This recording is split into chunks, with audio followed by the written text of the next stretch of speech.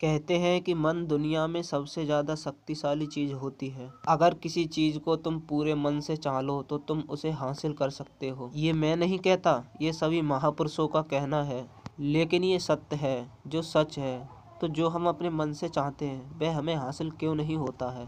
भाई, कोई भी इंसान अपने मन में दुख तो नहीं चाहेगा, लेकिन वो रहता तो दुखी है।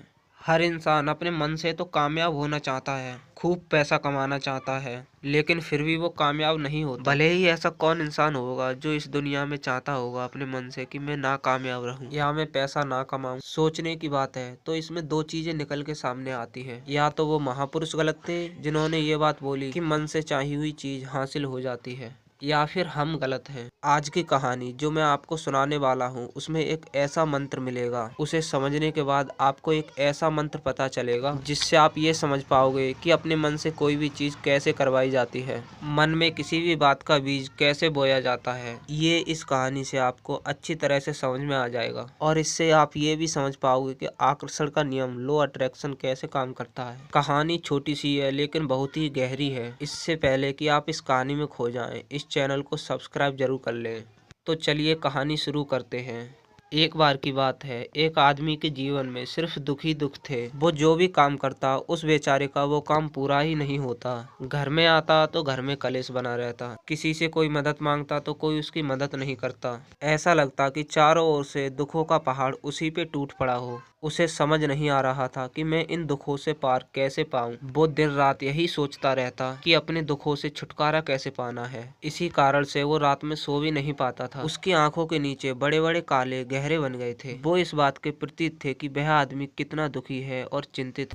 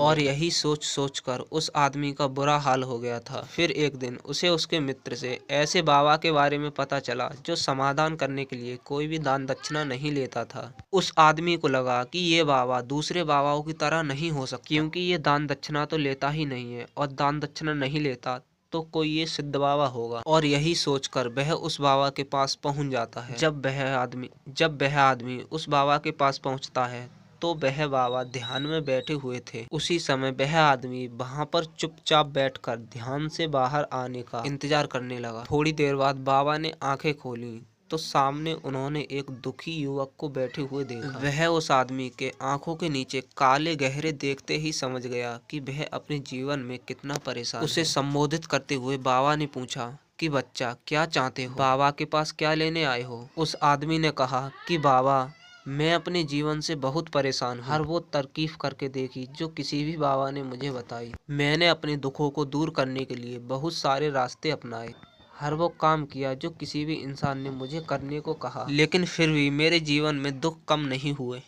बाबा इसके विपरीत मेरे जीवन में दुख बढ़ते रहे। मुझे समझ नहीं आ रहा कि मैं क्या करूं।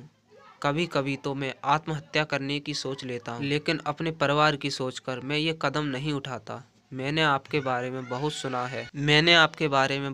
है बाबा, और मैं बहुत उम्मीद के साथ आपके पास आया हूँ। कृपया करके मुझे कोई ऐसा मार्ग बताएं जिससे मेरे दुखों से मुझे छुटकारा मिल जाए। आप मुझे कोई भी रास्ता बताएं, चाहे वह रास्ता कितना भी कठिन क्यों न हो, मैं उसको पार करके रहूंगा। बाबा ने महसूस किया कि आदमी तो सच में बहुत परेशान है। बाबा ने उसकी बात सुनकर कहा कि बच्चा, दुखों को दूर करने के लिए मंत्र ऐसे ही नहीं मिलते, मंत्र पाने के लिए कुछ करना पड़ता है। तुम कुछ कर सकते हो। यह सुनकर उस आदमी ने सोचा कि ये बाबा भी मुझसे कुछ दान दक्षिणा ही लेंगे, लेकिन और कुछ रास्ता ना पाकर उस आदमी ने कहा कि बाबा आप जितनी भी दान दक्षिणा लेने के लिए तैयार हो मैं दे सकता हूँ, लेकिन आपका मंत्र सच्चा होना चाहिए, वो पूरा होना चाहिए, उसका फल मुझे मिलना चाहिए। उसके बाद आप जो भी दान दक्षिणा लेना चाहते हो मैं दे दूंगा। बाबा ने कहा कि दान दक्षिणा तो बहुत छोटी चीज है, वो मैं नहीं लूंगा। इस पर उस आदमी ने सोच समझकर बोला कि बाबा मैं अंगारों पर भी चलने के लिए तैयार हूँ, आप आज्ञा दीजिए।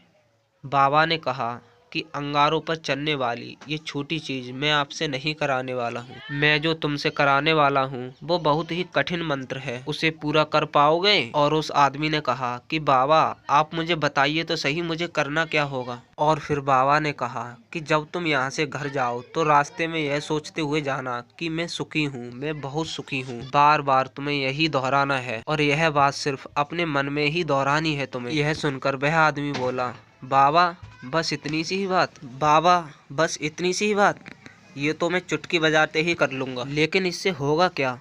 बाबा बोले, इस मंत्र को करके तो देखो, वैसे भी तुमने इतने बाबाओं के मंत्र किए हैं तो इस मंत्र को भी करके देख लो। फिर उस आदमी ने सोचा कि बाबा कुछ दान दक्षिणा तो ले नहीं रहे हैं, और छोटा सा मंत्र है, इसे तो मैं कर ही लूँगा।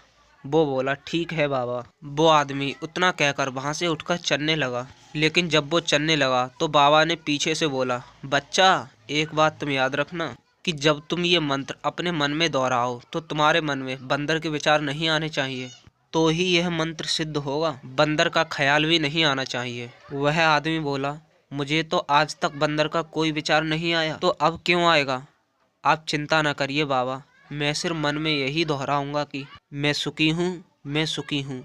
इसके अलावा बंदर का कोई भी विचार मेरे मन में नहीं आएगा। यह कहकर वो आदमी वहां से चल दिया। वह अपने मन में मैं सुखी हूँ, मैं सुखी हूँ यह दोहराते हुए थोड़ी ही दूर चला था कि उसके मन में अचानक बंदर का ख्याल आ गया। बंदर का ख्याल एक बार आया और चला भी गया। फिर उस आदमी ने सोचा कि आज तक तो मुझे बंदर का कोई भी विचार नहीं आया, ये आज बंदर का विचार क्यों आ गया? और ऐसे ही करके उसके मन ने उस बंदर के विचार को पकड़ लिया। वो ये भूल गया कि मुझे क्या मंत्र दोहराना है, और वो उस बंदर के बारे में सोचने लगा। और जब थोड़ी देर बाद उसे होश आया तो वह फिर उसी मंत्र को दोहराने लगा जो उस बाबा ने उसे बताया था, मैं सुखी हूँ, मैं सुखी हूँ। लेकिन अचानक से उसे बंदर दिखाई दिया। लेकिन यह देखकर उसके मन में फिर से बंदर का विचार उठ गया, और वह अपने अंदर से उस बंदर के विचार को बाहर फेंकना चाहता था। वह चाहता था कि मेरे मन में कैसे भी बंदर का विचार ना आए, लेकिन उसे तो अपने सामने ही बंदर दिख गया। ऐसे ही करते करते वो घर पे पहुंच गया, और घर पे पहुंचने के बाद अपनी पत्नी को कहा कि हे बंदरिया,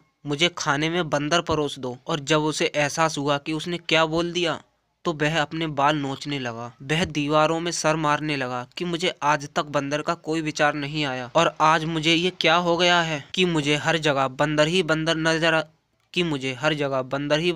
आ रहे हैं। ये कैसी माया है? यही सोच सोच कर वह आदमी रात भर सो नहीं पाया। रात भर करवट बदलता रहा और सुबह उठकर सीधे ही उस बाबा के पास पहुंच गया और उसके चरणों में गिरकर कहा कि बाबा, पता नहीं क्या चमत्कार हो रहा है, मुझे आज तक बंदर का कोई भी विचार नहीं आया, लेकिन कल से जब से आपने मुझसे कहा कि बंदर का विचार नहीं आना चाहिए, तब से मुझे हर जगह बंदर ही बंदर नजर आ रहे हैं। उस आदमी ने कहा कि बाबा, मुझे तो आपके पीछे पेड़ पर बैठा हुआ बंदर भी केले खाते हुए दिखाई दे रहा है। बच्चा, मन का जाल एक ऐसा जाल है। ये सुनकर बाबा हंसने लगे जिसे समझ पाना इतना आसान नहीं है। ये हो क्या रहा है बाबा? बंदर तो तुम्हारे रास्ते में पहले भी आते थे। जब तुम मेरे पास आए थे तो इन्हीं पेड़ों पे ये बंदर घूम रहे थे, लेकिन तब तुम्हारे ध्यान में यह बंदर नहीं था। तब तुम्हारे ध्यान में सिर्फ अपने दुख थे। जिसके बाद बाबा ने उसे बताया कि बच्चा, हम जिस चीज से दूर भागते हैं, जिस चीज से हम जितना दूर भागना चाहते हैं, वही चीज हमारे मन में गहरे से प्रविष्ट हो जाती है, वो हमारे अंतर मन में समा जाती है। असल में हम जिस चीज से छुटकारा पाना चाहते हैं और हम जितना ही उससे छुटकारा पाना चाहते हैं, वह उतनी ही गहरी हमारे मन में बैठती चली जाती है और आखिरकार वह हमारे अंतर मन में छा जाती है। ऊपर से तो हम चाहते हैं सुखी होना, कि मैं सुखी हूँ, और हमारे होठ भी यही बोलते रहते हैं, लेकिन हमारे मन में दुख समाये होते हैं। हमारे विचारों में, हमारे मन में हमें दुख ही दुख दिखाई देते हैं, हमें दुख ही दुख दिखाई देते हैं। इसीलिए अपनी जुबान से बार बार ये बोलने से कि मैं सुखी हूँ, हम सुखी नहीं होंगे जब तक ये मंत्र हमारे अंतर मन में प्रविष्ट नहीं होगा। इस पर उस आदमी ने उससे पूछा कि बाबा, लेकिन ये मंत्र हमारे अंतर मन में प्रविष्ट कैसे होगा? यह सुनकर बाबा ने कहा कि बच्चा, अपने दुखों से लड़ना बंद कर दो। जब तक तुम अपने दुखों को दूर करने की सोचते रहोगे, तब तक वो दुख तुमसे चुपके रहेंगे, तब तक वो दुख तुम्हारे अंतर मन में अपना राज जमाए बैठे रहेंगे। और जिस दिन तुम उन दुखों के बारे में सोचना ही छोड़ दोगे, उन दुखों से छुटकारा पाना ही नहीं चाहोगे, उसी दिन से तुम्हारी जिंदगी से दुख गायब हो जाएंगे। क्योंकि किसी भी चीज से छुटकारा पाने के लिए हमें उस चीज के बारे में सोचना पड़ता है, और हम जितना ही उस चीज के बारे में सोचते हैं, वो उतनी ही गहरी हमारे मन में प्रविष्ट होती चली जाती है। हम अधिकतर समय दुखों के बारे में ही सोचते हैं। हम यही सोचते हैं कि हमारे जीवन में दुख है और हमें दुखों से छुटकारा पाना है। इसी तरह बार बार सोचने से वह दुख हमारे अंतर मन में प्रविष्ट हो जाते हैं और हमें एहसास भी नहीं होता। इसीलिए अगर तुम अपने दुखों से छुटकारा पाना चाहते हो, तो दुखों से छुटकारा पाने के लिए तो दुखों के बारे में सोचना छोड़ दो, तुम्हें दुखों से छुटकारा मिल जाएगा। अक्सर आदमी धूम्रपान छोड़ना चाहता है, शराब छोड़ना चाहता है, सुबह अपने आप से वादा करता है कि मैं कोई भी गलत काम नहीं करूंगा, लेकिन शाम को जब लौटता है तो नशे में चूर होकर लौटता है। ऐसा क्यों होता है कि जो हम सोच रहे हैं वह पूरा कर ही नहीं पा रहे हैं? असल में हम उस चीज को बहुत ज्यादा तवज्जो दे रहे हैं, उस चीज को बहुत ज्यादा अहमियत दे रहे हैं। जब भी हम उस चीज को छोड़ना चाहते हैं तो हम उस चीज की विशेषता और ज्यादा बढ़ा देते हैं। हमारा मन उस चीज के बारे में जितना सोचेगा, शराब या धूम्रपान छोड़ने के बारे में जितना सोचेगा, वह उसके प्रति उतना ही ज्यादा आकर्षित होता है। हमें उस चीज से लड़ना नहीं है, बल्कि बिना सोचे गुजर जाना है। और जब हम उस मंत्र को समझ लेते हैं, तो हम अपने जीवन में जो भी पाना चाहते हैं वह अपने अंतर मन में डाल लेते हैं। और एक बार वह लक्ष्य हमारे अंतर मन में बैठ जाता है, तो फिर सफलता पाने में कोई समस्या नहीं आती, कोई दिक्कत नहीं आती। तो दोस्तों, कैसी लगी ये कहानी कमेंट सेक्शन में जरूर बताएं। चैनल को सब्सक्राइब करना ना भूलें। तो मिलते हैं नेक्स्ट वीडियो के साथ, तब तक के लिए जय हिंद, वंदे मातरम।